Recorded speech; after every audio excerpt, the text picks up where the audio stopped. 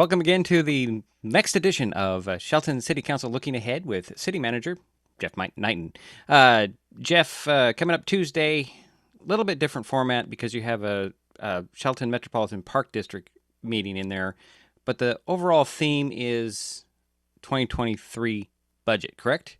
That's right. The Shelton Metropolitan Parks District meeting is a separate meeting we hold once a quarter, unless there's nothing on the agenda. But once a quarter, and for this one, we'll start at 5:45 for that meeting, and that's considering the 2023 budget for the Parks District.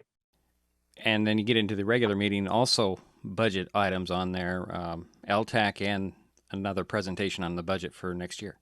Yeah. So what happens with the Metropolitan Parks District is that it collects the revenues, and then the revenues flow into the general fund where they're spent. So really, what we're talking about is the Metropolitan Parks District revenues being sent to the general fund of the city, and then the general fund of the city will then expend those on the parks projects. So you'll be able to find all the projects in the overall budget. But really, what the entire presentation about is the total budget for the city. So everything from police to finance to public works and public works projects, everything that we're looking forward to accomplishing next year and how we're going to pay for it.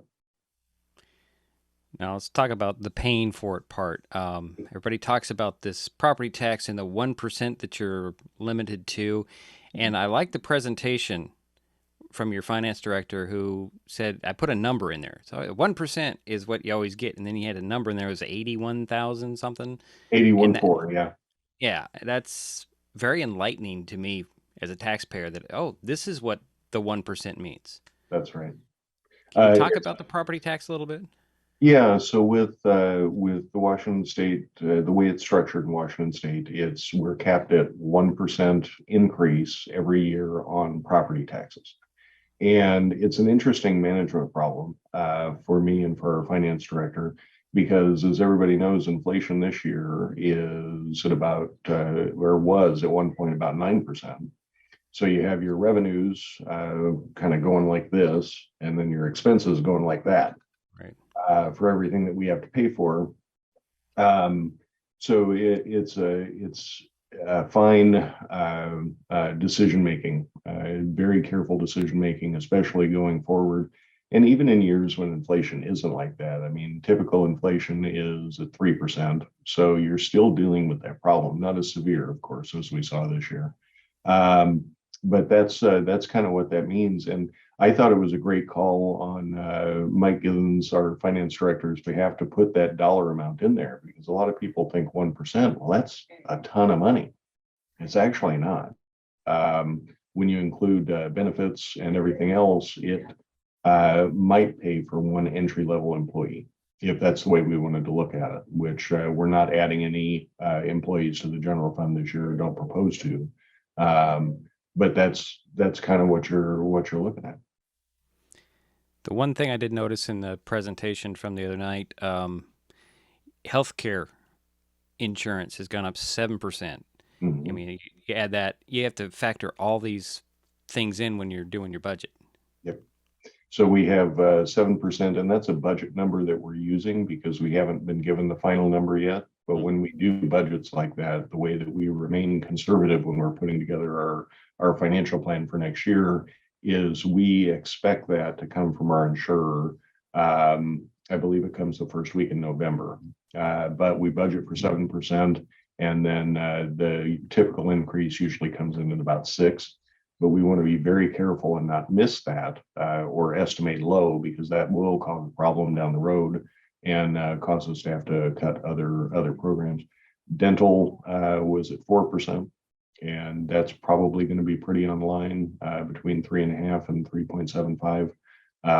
So that's kind of what we're looking at there. We want to be very careful and estimate high on costs and low on revenues, so that we don't get caught in a spot where we don't have the resources to accomplish the things that people want to see accomplished.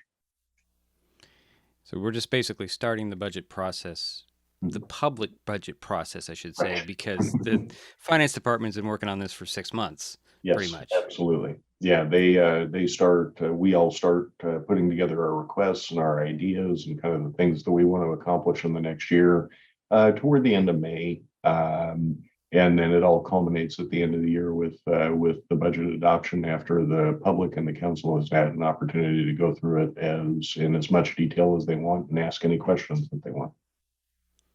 And Tuesday night, you have first public hearing on it if people so desire, but they get their first look at it. And then you have another one in early I November. Is that right?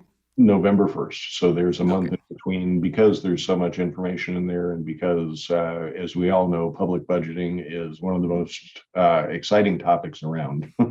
We want to make sure that we give everybody as much time as they possibly need to go through all those things and find out if they have any questions that they want answered, and we'll be able to answer those. And you don't have to adopt it until before the end of the year, right? For the first of next Yeah. year. Is that right? We build in some time at the end just in case there's an unanticipated issue or something that the council would like to see different in the budget. So we build in a little bit of time toward the end as kind of a fallback, so we don't miss those statutory deadlines. Okay, Jeff. Tuesday night, 5:45 for the Shelton Metropolitan Park District, 6 o'clock for the council meeting. You can catch it in person at the Civic Center, online on MasonWebTV.com, or if you want to, you can zoom in and you can get that information on the city's website. Absolutely. All right. Thank Thanks, you, Jeff.